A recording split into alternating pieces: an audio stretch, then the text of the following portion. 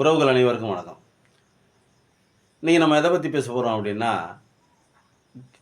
விஜய் வீட்டு வாசலில் பெரும் கூட்டம் பெரும் கூட்டம் அதை பற்றி தான் நம்ம பேச போகிறோம். இந்த உலகத்தில் கம்யூனிச சித்தாந்தத்துக்கு ஒரு மரியாதை இருக்குது. காரணம், மனிதன் இருக்கும் வரைக்கும், மனிதம் இருக்கும் வரைக்கும் உழைப்பு இருக்கும்.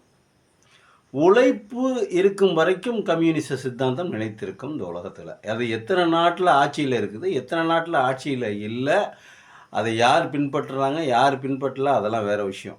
இந்த பொது உடைமை அப்படிங்கிற அந்த கருத்து இருக்குது பார்த்தீங்களா, உலகம் இருக்கும் வரைக்கும், மனிதம் இருக்கும் வரைக்கும், உழைப்பாளிகள் இருக்கும் வரைக்கும் அந்த சித்தாந்தம் நிலைத்திருக்கும். இப்போ பெரியாரியம்னு ஒன்று இருக்குல்ல, பெரியாரிசம்னு ஒன்று இருக்குல்ல, அந்த பெரியாரிசம் ஏற்றத்தாழ்வு இருக்கும் வரைக்கும், மனிதத்தில் ஏற்றத்தாழ்வு இருக்கும் வரைக்கும், அடக்குமுறை இருக்கும் வரைக்கும், அடக்குமுறை ஒடுக்குமுறை இருக்கும் வரைக்கும் பெரியாரியம் நிலைத்து நிற்கும்.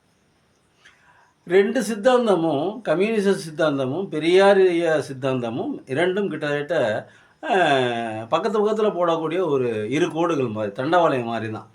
இது மனிதம் இருக்கும் வரைக்கும் நிலைத்து இருக்கும். மனிதம் இருக்கும் வரைக்கும் ஏற்றத்தாழ்வு இருந்துக்கிட்டு தான் இருக்கும். ஏற்றத்தாழ்வு இருக்கிற வரைக்கும் பெரியார் இருந்துக்கிட்டு தான் இருப்பார், வாழ்ந்துக்கிட்டு தான் இருப்பார். அவருடைய கொள்கைகள் அந்த மாதிரின்னு வச்சுக்கோங்க. நீங்கள் அவரை பற்றி யாருமே பேசணுன்னாலும் அவருடைய கொள்கைகள் நிலைத்து நிற்கும். என்றாவது ஒரு நாள் யாராவது ஒரு எடுத்து படித்து அவருடைய கருத்துக்களை எடுத்து படித்து பார்த்தோம் அப்படின்னா கண்டிப்பாக அந்த கொள்கைக்கும் அந்த இதுக்கு ஆட்படுவாங்க. அப்போ அந்த உலகத்தில் நிலைத்து இருக்கக்கூடிய ஒரு 3 விஷயம் என்ன அப்படின்னா, ஒன்று திருக்குறள், இன்னொன்று கம்யூனிசம், இன்னொன்று பெரியாரிசம். இது மட்டும்தான், இது 3 மட்டும்தான் நிலைச்சிருக்கும் அப்படிங்கிறது நான் நம்புகிறேன். இது என்னுடைய சொந்த கருத்து, சரிங்களா? நீங்கள் யோசித்து பார்த்தா உங்களுக்கு அதான் சரின்னு படும்.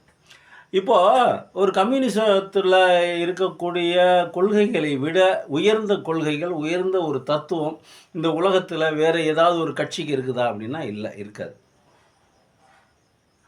எந்த கட்சிக்கும் தெரியாது. அது பொது உடைமை கருத்து கம்யூனிசம் பொது உடைமை மட்டும் பேசலை, பொருளாதாரத்தை பற்றி பேசுகிறது, உழைப்பாளிகளை பற்றி பேசுகிறது, பாட்டாளிகளை பற்றி பேசுகிறது. அப்போது அதில் இருக்கக்கூடிய சித்தாந்தம் உலகம் இருக்கும் வரைக்கும் நிலைச்சிருக்கும். அப்படிங்கிற பட்சத்தில் அந்த சித்தாந்தத்தில் இருந்து வெளியே போய் இன்னொரு கட்சியில், மாற்று கட்சியில் சேர்றாங்க பார்த்தீங்களா, இதற்கு பெயர் என்ன அப்படின்னா பிழைப்புவாதம். நீங்கள் பார்த்துக்குங்க, நம்ம திருமாவளவன் ஐயா அவர்களே மாநில அரசியலில் ஈடுபடணும்னு நினச்சிருக்கார். அது அவருடைய ஆம்பிஷனாக இருக்கலாம், அது வேறு விஷயம். ஆனால் பர்டிகுலராக இப்போ ஏன் நிற்கணும் அப்படின்னு நினச்சார் அப்படின்னா, அந்த கட்சியில் இருக்கக்கூடிய ஒரு சிலர் செய்த ஒரு வேலைகள், அது எப்படின்னா அதிகாரத்தில் பங்கு அப்படிங்கிறது. இந்த ஒரு கருத்து தான் அவரையே மாநில அரசியலில் ஈடுபட்டுடலாமா, எம்பி பதவியை ராஜினாமா பண்ணிடலாமா, தமிழ்நாட்டு அரசியலில் ஈடுபடலாமா அப்படிங்கிற மாதிரி அவருடைய கருத்து போனதுக்கு காரணமும் அதான். இப்போ பார்த்தீங்கன்னா எல்லாருமே, இப்போ அதிமுகலேருந்து சிவி சண்முகம், தங்கமணி, வேலுமணி இவங்க போகிறாங்க, விஜயபாஸ்கர் போகிறாங்கிறாரு, மதிமுகலேருந்து வைகோ போகிறாங்கிறாரு. வைகோவுக்கு ஒரு வரலாறு இருக்குது. வைகோவை தவிர்த்து விட்டு நீங்கள் தமிழ்நாட்டு அரசியலை எழுதவே முடியாது, தீர்மானிக்கவே முடியாது. தமிழ்நாட்டு அரசியலையும் தீர்மானிக்க முடியாது, அதே சமயத்தில் இலங்கை தமிழர்களினுடைய அரசியலையும் நீங்கள் வைகோவை தவிர்த்து எழுதுவதற்கு கஷ்டம். எங்கேயாவது ஒரு இடத்துல, சின்னதாவது ஒரு இடத்துல வைகோ வந்துடுவார்.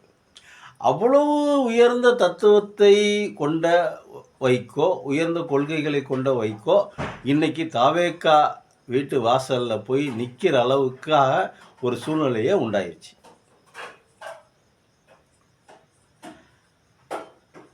அது போலவே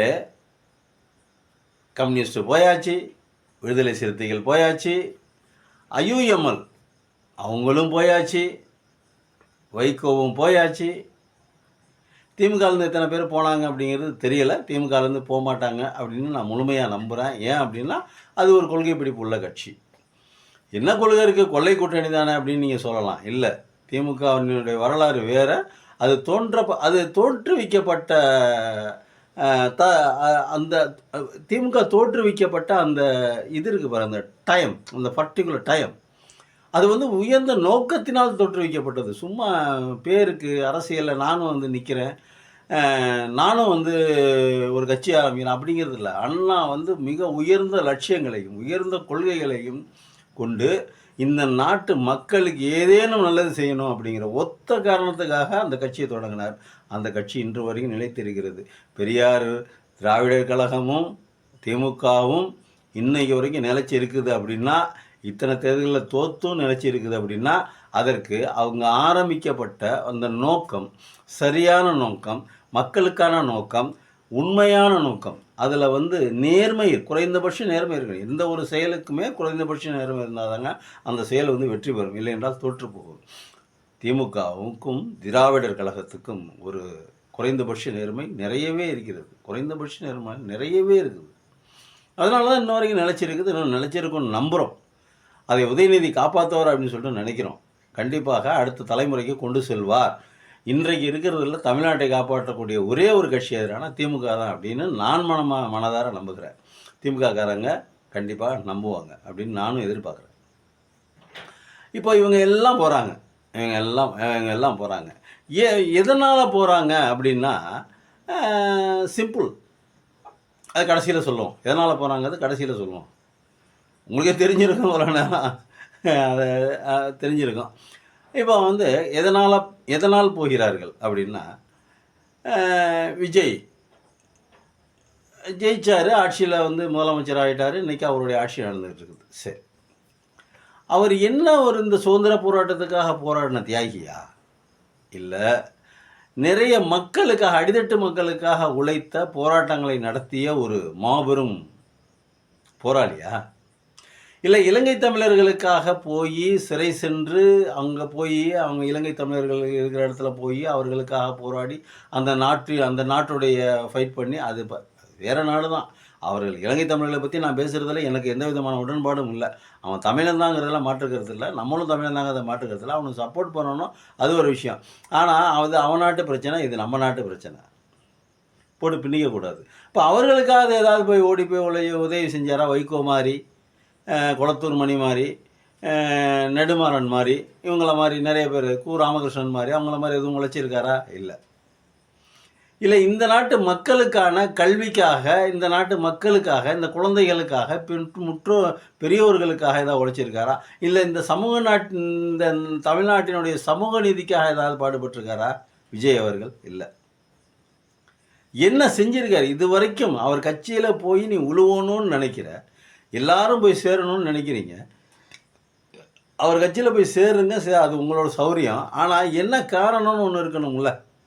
சிம்பிள்ங்க, ஒன்றுமே இல்லை. பதவி வெறி, பதவி ஆசை. அம்மா அம்மா அம்மான்னு சொல்லிட்டு இருந்த விஜயபாஸ்கர்னால் யாருனே தெரியாது அதிமுகவுக்கு. அதிமுகவில் இருக்கிற முக்கால்வாசி பேர்த்து யாருக்குமே தெரியாது.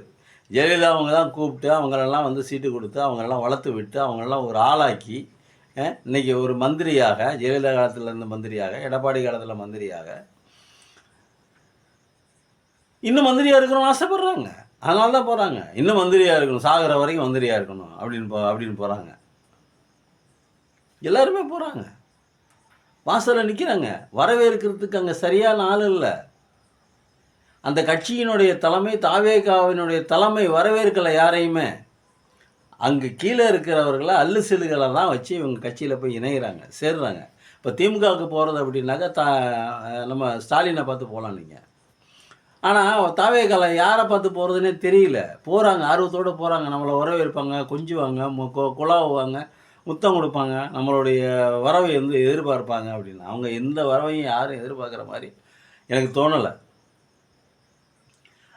அவர்கள் வந்து அவர்களுடைய சுயநலத்துக்காக தான் பார்க்குறாங்க. நம்ம ஆட்சி நிலச்சி நிற்கணும், அதுக்காக சப்போர்ட் வேணும், அப்படி தான் பார்க்குறாங்களே தவிர, ஆனால் இவர்களுக்கும் வந்து பொதுநலத்துக்காக போய் சேர்றாங்க இல்லை. இவங்களும் சுயநலத்துக்காக தான் போய் தராங்க.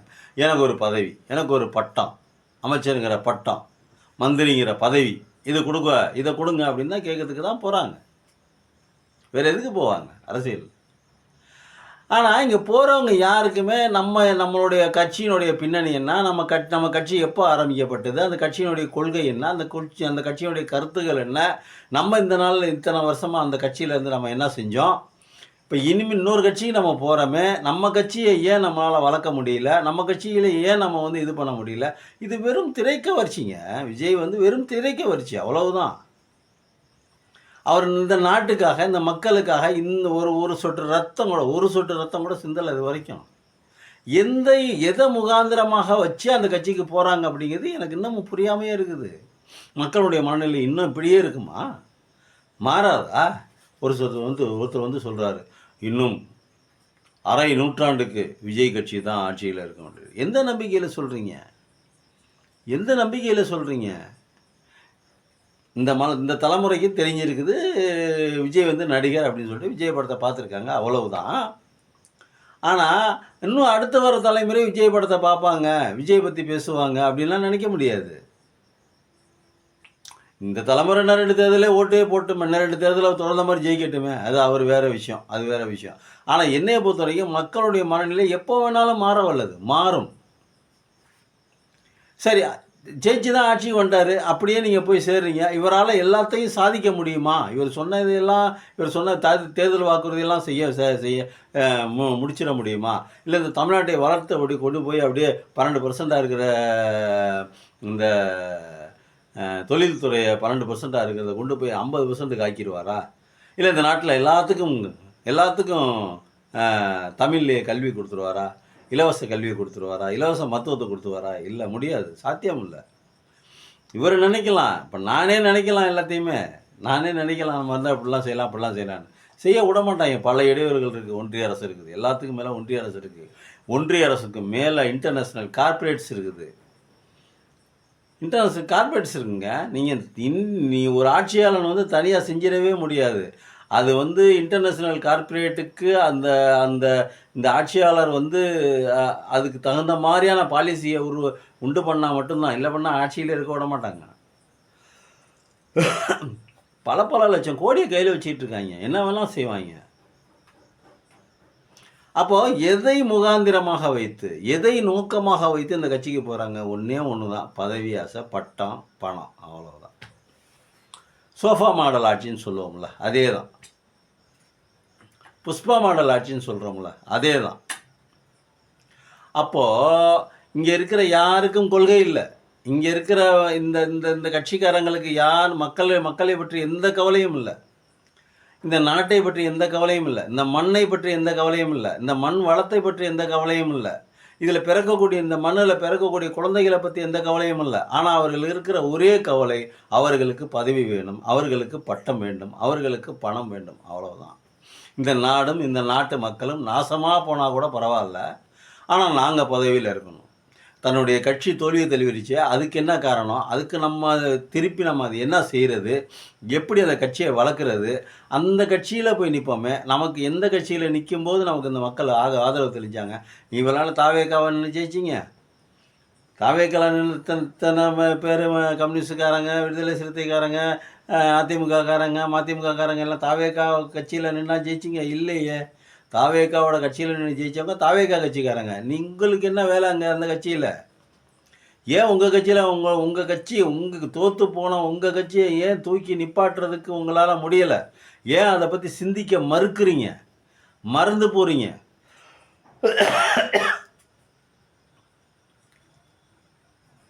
நான் இருக்கிறேன், ஒருத்தர் இருக்கார், ஒரு குடும்பம் இருக்குது, அந்த குடும்பத்தில் ஒரு சில கெட்ட விஷயங்கள் நடக்குது. அதுக்காக வருஷம் பூரா கெட்ட விஷயமாகவே நடக்கும். அந்த குடும்பம் திருப்பி சிரிக்காதா? அது சிரித்து மலராதா? அது வளராதா? வாழாதா? அப்படியே விட்டுருவோமா? அந்த குடும்பத்தில் எல்லாத்தையும் சூசைட் பண்ணி கொண்டுடலாமா? அந்த குடும்பத்தை அழிச்சிருவோமா? என்ன மனநிலை இது? என்ன மனநிலை? இந்த மானங்கட்ட மனநிலை என்ன மனநிலை இது? எப்படி ஓட்டு போட்ட மக்களை ஏமாற்றிட்டு, இப்போ ஒன்றும் இல்லைங்க, விஜயபாஸ்கர் இருக்காருங்க, புதுக்கோட்டை விஜயபாஸ்கர். அவருக்கு மக்கள் ஓட்டு போட்டாங்க. என்ன மாதிரி எந்த கட்சிக்காரங்க ஓட்டு போட்டாங்க, அவர் எவ்வளோ ஓட்டு வாங்கினாங்கிற டீட்டெயில் நம்மள்கிட்ட இல்லை, இருக்குது, பேப்பரில் இருக்குது, நான் எடுக்கலை, அது அப்படியே இருக்கட்டும்னு வச்சுக்கோங்க. எவ்வளோ பேர்? ஒரு 10,000 பேர் ஓட்டு போட்டிருப்பாங்க. அந்த 10,000 பேர் ஓட்டு எதுக்காக போட்டது? ரெட்டலைக்காகவும் அவர் அதிமுகங்கிற கட்சிக்காகவும் போட்ட ஓட்டு. தாவேக்கால போட்டு ஜெயிச்சிருந்தா யார் ஜெயிச்சாங்கன்னு தெரில. தாவேக்கால ஓட்டு வாங்கினது அந்த தாவேக்காக்காரங்க கட்சியோட சேர்ந்த ஓட்டு அது. இவருக்கு போட்ட அதிமுக கட்சிக்காரங்க ஓட்டு. அந்த சின்னம், அதனுடைய மூதாதையர்கள் ப்ளஸ் எல்லாத்துக்கும் கடைசியில் இவர். சரி, நம்ம தொகுதியில் ஏற்கனவே மந்திரியாக இருந்திருக்காரு, நம்ம ஆள் ஒருத்தர் மேற்கொண்டு ஜெயிச்சு சட்டசபை போனால் நமக்கு சந்தோஷம் தானே, நல்லது தானே அப்படின்னு நினச்சிக்கிட்டு அவங்க ஓட்டு போட்ட மக்கள். நீ நாளைக்கு போய் தாவேக்கால போய் சேருவ, அப்போ நான் உன்னை ஓட்டு போடுறேன் அப்படின்னு சொல்லி ஓட்டு போட்டாங்க. இல்லை, நான் ஓட்டு போடுறேன், நீ ஜெயிச்சு தாவேக்கால போய் சேர்ந்துக்க அப்படியா சொல்லி ஓட்டாங்க. உங்களுக்குன்னு ஒரு சுய கௌரவம் இல்லை, ஒரு தன்மானம் இல்லை. இந்த கட்சிக்காரங்களுக்கு ஒரு சுய கௌரவம் இல்லை, தன்மானம் இல்லை, மானம் இல்லை, மரியாதை இல்லை, எதுவுமே இல்லை, வெக்கமே இல்லை. நம்ம ஓட்டு போடுற மக்களுக்கு முன்னாடி நாளைக்கு எப்படி போய் நிற்போம் அப்படி ஒன்றும் இல்லைங்க. இப்போ திருச்சி கிழக்கில் காலியாக இருக்குது, ராஜினாமா பண்ணிட்டாரு விஜய், அது காலியாக இருக்குதுன்னு சொல்லி அறிவிச்சிட்டாங்க. இப்போ அங்கே போய் போட்டி போட்டு, அதாவது வைகோவோட பையன் துரை வைகோ போய் அங்கே போய் நிற்கிறாருன்னு வச்சு, ஒரு பேச்சுக்கு தான் சொல்கிறேன். எல்லாம் சொல்லி ஓட்டு கேட்பார். திருச்சி எம்பி அவர், திருச்சி எம்பி தீப்பெட்டி சின்னத்தில் ஜெயிச்சு எம்பியாக இருக்கார் அவர். இப்போ தாவேக்கால போய் அங்கே போய் ஓட்டு கேட்குறாருன்னு வச்சுக்கோங்க. என்ன மாதிரியான ஓட்டு கேட்பார், எப்படி ஓட்டு கேட்பார்? திமுகவும் மதிமுகவும் எங்களுக்கு எதிரிகள் அப்படின்னு சொல்லி ஓட்டு கேட்பாரா? இவர் மதிமுக தானே, அவர் மதிமுகவோட கட்சியினுடைய ஒரே புள்ள தானே அவர். இன்றைக்கி மதிமுக கொடிகளை தானே கட்டிக்கிட்டு இருக்கீங்க, இன்னமும் மதிமுக கொடிகளில் தானே போயிட்டுருக்கீங்க வரீங்க. நாளைக்கு திடீர்னு தாவேகளை கூப்பிட்டு இந்த யானை சின்ன கொடி இருக்குது, அந்த கொடியை பார்த்து நீ புகழ்ந்து பேசு அப்படின்னா எதை புகழ்ந்து பேச முடியும் உன்னால்? இதை கொஞ்சம் அசிங்கமாலாம் ஓமையெல்லாம் சொல்லலாம், அதெல்லாம் நம்ம சொல்ல விரும்பலை. அசிங்கமாலாம் பக்கத்து வீட்டுக்காரன் பொண்டாட்டி அழகாக இருக்கா அப்படிங்கிறதுக்காக வேண்டி நம்ம பொண்டாட்டியை விட்டுட்டு பக்கத்து வீட்டுக்காரன் பொண்டாட்டி போக முடியுமா? சொல்லுங்க. இது மக்களாகிய நாம் சிந்திக்கணும். ஓட்டு போட்ட மக்களை விடுங்க, தாவேக்காவுக்கு ஓட்டு போட்ட மக்களை பற்றி நான் பேசவே இல்லை. அவங்க எந்த நம்பிக்கையில் ஓட்டு போட்டாங்களோ அந்த நம்பிக்கையிலேருந்து அவங்க மாறுபட்டு திருப்பி வருவாங்க, அந்த நம்பிக்கை எனக்கு இருக்குது. காரணம் என்ன அப்படின்னா, அது வெறும் வெத்து வேட்டு, எந்த விதமாக நான் தான் சொல்கிறேன்ல, ஒரு சுதந்திர போராட்ட தியாகி இல்லை, இந்த மக்களுக்காக எதுவும் செய்யலை, இந்த மண்ணுக்காக செய்யலை, இந்த மண் வளத்துக்காக எதுவுமே செய்யலை, எதை பற்றி எதுக்காகவும் செய்யலை. ஒரு மாற்றம் வேணும்னு ஓட்டு போட்டாங்க, அவ்வளவுதானே ஒழிய இவர் வந்தால் அப்படியே அறுத்து நிமித்தி மேலே நிப்பாட்டிடுவார், தமிழ்நாட்டை கொண்டு போய் அப்படியே ராக்கெட்டில் ஏற்றி கொண்டு போய் சந்திரகிரகத்தில் நிப்பாட்டிடுவார் அப்படிங்கிற எண்ணப்பில் யாரும் ஓட்டு போடல. திமுக மேலே ஒரு கோபம், அதிமுக மேலே ஒரு கோபம், மாற்றி வந்துட்டு இருக்காங்களே, இவங்களுக்கு ஒரு புதுசாக வேறு ஏதாவது இருந்தால் பரவாயில்ல அப்படிங்கிறது இன்னொரு பிரிவினருடைய கோபம், யோசனை, எண்ணம். ஓட்டு போட்டாங்க, முடிஞ்சு போச்சு, ஜெயிச்சிட்டாங்க. அவ்வளவுதான். தெரிஞ்ச முகம், தமிழ்நாட்டு பூரா தெரிஞ்ச முகம், சின்ன குழந்தைங்கலேருந்து பெரிய ஆளுங்க வரைக்கும் எல்லாத்துக்கும் தெரிஞ்ச முகம் விஜய் அப்படிங்கிற ஒரு நடிகர். அந்த ஒத்த காரணம் தான், மற்றபடி வேறு எதுவுமே இல்லை. நீங்கள் போகிறதுக்கோ இல்லை கொள்கைக்கோ இல்லை கூட்டணிக்கோ இல்லை நீங்கள் ஒரு ஒரு ஒரு பெரிய சாகத்தை செஞ்சுருக்காருனோ இல்லை இனிமேல் செய்ய போகிறாருனோ எந்த எண்ணமும் இல்லை. வேஸ்ட்டு. திருப்பி உங்களுடைய அடையாளங்கள், நான் என்ன சொல்கிறேன், கடைசியாக இந்த கட்சியில் போய் சேர்றாங்க பார்த்தீங்களா, அவரவர்களுக்குன்னு ஒரு அடையாளம், கம்யூனிஸ்டுக்காரங்களுக்குன்னு ஒரு அடையாளம் இருக்குது, திருமாவுக்குன்னு ஒரு மாபெரும் அடையாளம் இருக்கிறது. ஒரு மிகப்பெரிய அரசியல்வாதி, நிதானமாக சிந்திக்கக்கூடிய மிகப்பெரும் அரசியல்வாதி அப்படின்னு சொல்லிட்டு நம்மலாம் சொல்லிக்கிட்டு இருக்கிறோம். ஒரு மாபெரும் அரசியல்வாதி. வைகோ அதே மாதிரி தான். ஆனால் இவர்கள் எல்லாருக்குமே என்ன தேவைப்படுது அப்படின்னா, அந்த அடையாளம் போனாலும் பரவாயில்லை, எனக்கு காசு பணம் வந்தால் போதும் அப்படிங்கிற ஒரே ஒரு நினப்பு தான். பிடிச்சிருந்தால் சப்ஸ்கிரைப் பண்ணுங்கள்.